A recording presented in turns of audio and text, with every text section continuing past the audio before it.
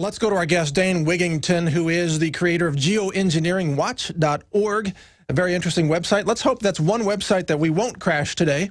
So anyway, Dane joins us by phone. Thank you, Dane, and welcome to the Alex Jones Show. Thanks, Mike. Thanks for addressing the issue. And just to correct the record, I want to give credit to Mauro Oliveira for originally starting the site, and Yvonne Noctegal, a great gal who without which we would have no site. But I'm sorry about that. You're running the site. They're great people. I just want to make sure they know what we give them credit because they deserve it. Yeah, give credit where it's due. Absolutely.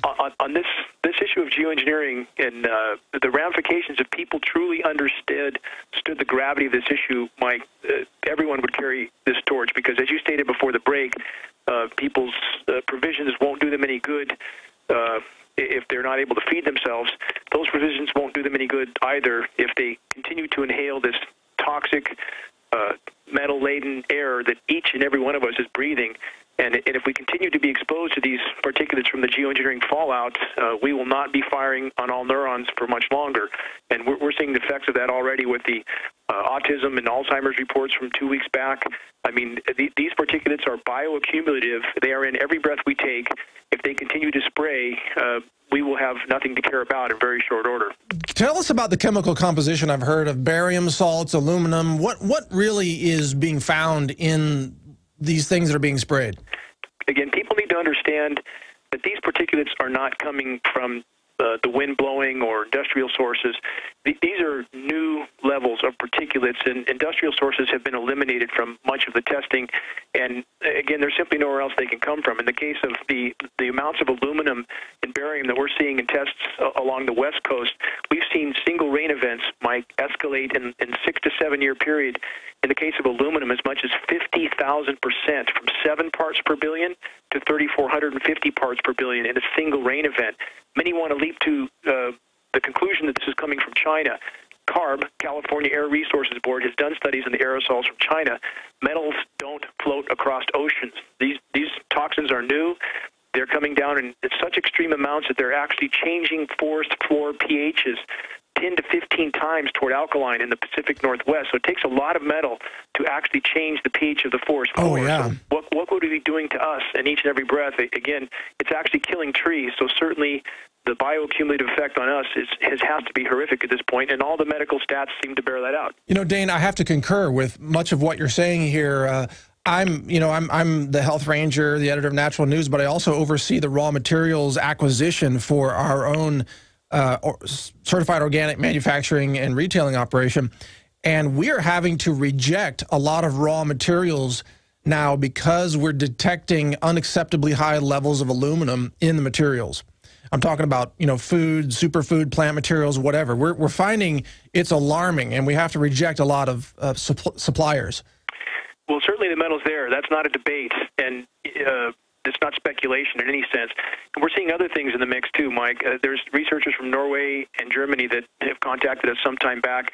The last 60 rain tests they have done there have been laden with fluoride. They've eliminated industrial sources. Crazy. The conclusion is that now fluoride appears to be in the mix, and there are some potential weather mod aspects of fluoride as well in relationship to HAARP and when these particles are exposed to certain radio frequency signals, they coagulate and can cause precipitation to come back down. I mean, there are some intricacies that fluoride might be used in addition to exposing the human population, which may be one of their goals as well. Well, let's, sorry to interrupt, Dane, but let's talk about that. For those who might be new to the issue, what are really, do you think, the goals of spraying these things? I mean, what is the goal? What's the end game of this? Why would they do it?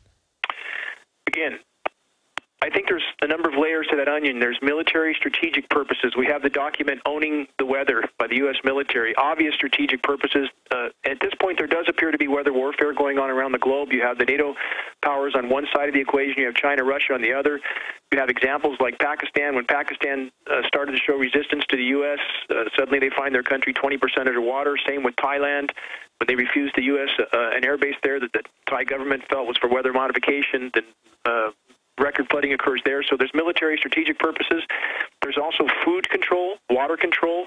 We see the moisture flow being cut off to much of the U.S. by blanket spraying of the eastern Pacific. We post satellite imagery of that. We're not guessing. We see their blanket spraying. We know the scientific effect is to reduce the hydrological cycle. Water's cut off, then water rights are pursued. That's happening right now. So it's the disaster capitalism act all over. Then you have toxification of soils that renders seeds almost infertile, except for the DuPont aluminum-resistant seeds that are now being pushed. So, again, food control, water control, military strategic purposes, and quite simply, a population that's sick doesn't protest much, and we are all getting sick, whether we realize it or not, whether we admit it or not.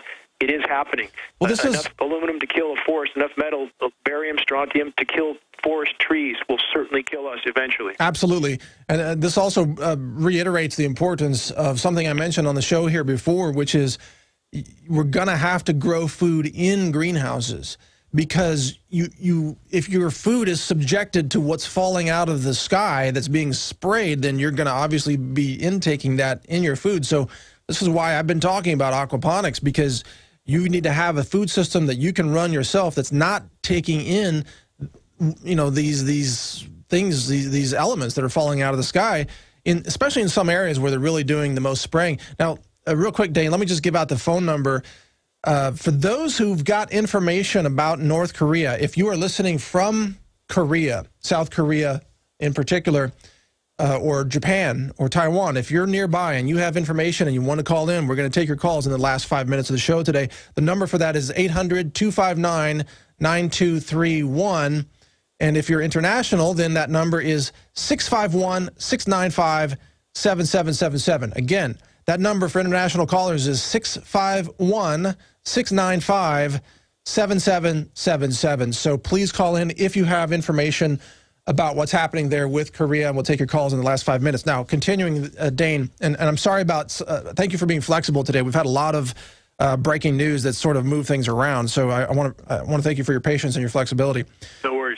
So go ahead with what is the next most important thing that people need to know to be able to protect themselves from the spraying? Well, geoengineering needs to stop, because there's nowhere to hide from this, quite simply. If you can't walk out your door and breathe without sucking in a lungful of heavy metal, we have a problem with the first order. And again, based on all available data, we feel geoengineering to be the greatest and most immediate threat to life on Earth, short of nuclear catastrophe. It's shredding the ozone layer, altering weather patterns around the globe, blocking in relation to growing our own food. Global dimming, a term many are unfamiliar with, is now thought to be fully 22%. That means 22% of the sun's direct rays no longer reach the surface of the planet. Thus, photosynthesis is dropped, and the light that does come through is in an altered light wavelength form. We don't even know what that does to photosynthesis. Good point. And these toxic particulates are thwarting the entire chain of life on the microbial level, from atmospheric microbes, which we are now just beginning to learn about, soil microbes, which are literally being sterilized, which allows fungus to move in and fill the plate. So, again, the web of life from bottom to top is being thwarted by these programs. And quite simply, if they continue, we will have nothing to care about. They're shredding the ozone layer. We know that. The science is clear on that. And the ozone layer is so thin in places now, Mike, that we're seeing the bark literally burnt off the south side of native trees in the Pacific Northwest. And no ozone layer, no life on Earth. Again, you know, it's crazy. You know, I'm not saying this is the case, but it sounds like a science fiction movie where like an alien race wants to terraform the planet. I'm not saying that I believe that's happening. It's just an illustration out of sci-fi, but it sounds like that. You know, it's like they're changing it so much. And you mentioned pH changes. If you change the pH of the soil, you're right. You're going to create massive disease across all those soils and all the plants that grow in them, and you're going to change the nutrient uptake based on pH. You're going to really disrupt the entire ecosystem. Based on pH alone, those factors come into play. But now we add bioavailable toxic metals. In the case of aluminum, we know quite a bit about that. Bioavailable aluminum causes most plant organisms to stop nutrient uptake. And we see this happening in the forest right now. The fir trees, yes, they have beetles, but that's only a symptom, not a cause. We know the bioavailable aluminum's there. We know its effect, and we're seeing the fallout in the forest. Trees are virtually dying everywhere. We have native plants that aren't even sprouting now. So there are so many facets to this that affect every bit of our ability to sustain life, the planet's ability to sustain life. If people understood the gravity of geoengineering, Mike, they would help us take up this torch, because quite simply, if it doesn't stop, we're very soon going to have nothing left to care about. And on the human implications here, you know, the FDA will say you can eat a certain amount of aluminum and not be harmful, but those numbers don't take into account inhaling particulate matter. Okay, you bring up an extremely good point. Inhaled metal particulates are much more lethal than ingested. They have to be, yes. Orders of magnitude. They are. And Dr. Russell Blaylock, internationally recognized neuroscientist, acknowledges this. He can be found online, that these particulates are so small, 10 nanometers in range, they go straight through the lung lining, straight into the bloodstream, where they adhere to cell receptors like a plaque, and it's almost impossible to get off. So, and it's all bioaccumulative, and this is building up in all of us. Again, whether we admit it or not is irrelevant. It is happening. So the danger posed by these programs cannot be overstated, and certainly this would appear to possibly have implications for the Agenda 21 that's now coming to light. Yes. It's certainly a method of controlling food supply, water supply, and it's virtually altering Earth's weather patterns, so much so that now it is, in fact, triggering cataclysmic feedback mechanisms like methane mass expulsion in the Arctic, which it does appear to be triggered and does appear to be happening right now. People should look up Arctic methane emergency. And this is not about Al Gore, not about any of Al Gore's shams or No, Al Gore was just trying to hijack something for his own political gain. Exactly. No, Al Gore is completely discredited as far as I'm concerned. But you know, I want to ask you a question. You seem like you have a lot of scientific training or scientific background. I don't really know you that well. This is the first time I've interviewed you, but can you speak to that? What is your background? I have a background in renewable energy. I'm a former Bechtel Power employee. I don't know, that's a four-letter word like Halliburton at this point, but I worked on one of the first commercial solar plants in the continental U.S., and that's what brought me to this issue. When I moved to the Pacific Northwest, I built a very large off-grid home that was on the cover of the world's largest renewable energy magazine. And when I began to lose 50, 60, 70, 80% of my solar PV uptake from whatever was happening in the sky, these grid patterns on intermittent days, clearly something profound was going on. And I quickly, in research, came to the topic of geoengineering. And as the gravity of this issue became apparent, filling the sky, literally saturating the atmosphere with toxic metal particulates, all of it raining down on the planet and everything that lives and breathes, I've had to put my life on hold, Mike, to research this issue, which I have done nonstop for the last 10 years. Because, again, I believe if geoengineering does not stop, we will very soon have nothing to care about. And even if it stopped today, the damage they have already done, the seeds that have already been sown in all of us with these toxic metal particulates are lethal beyond belief, and again, we will all be feeling the fallout of what's already happened. Well, the website, folks, is geoengineeringwatch.org. That's where you will find Dane's work, and I also want to encourage you that if you want to continue to hear the truth on topics like this, like everything we've talked about today, please support InfoWars. Become a member at prisonplanet.tv. You'll have access to all the archives and all the videos, and you get 11 memberships for the price of one. I think it's just under $6 a month or somewhere in that range. It's very affordable.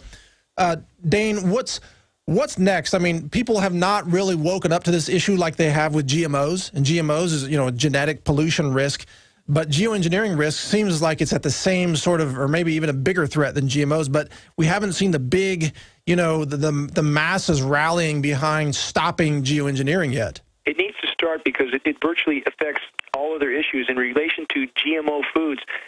We have data from these German and Norwegian researchers on horizontal gene mutation that's occurring in all plant life based on their studies right now from the absorption of these metal particulates. So there is nothing that is quote-unquote truly organic at this point because of this saturation. Our bodies are absorbing, again, as I stated, these particulates, which makes us more susceptible to all the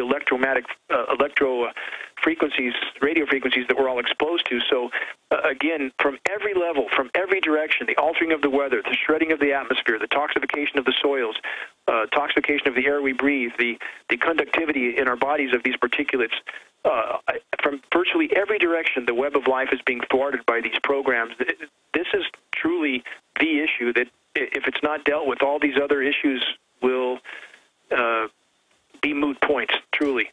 Not that they're not important. They are important. But geoengineering is the issue that encompasses everything. And if people truly did some research on this, Mike, they would understand the gravity of this issue and help us expose it. And if we could expose it, we could have a chance of stopping it. Those contributing to these programs that are helping to carry out these programs, we believe, have no idea what they're involved with. And if we could make them aware, we could stop it. Do you think this may be part of, you know, the globalists seem to have decided that the era of needing humans is over?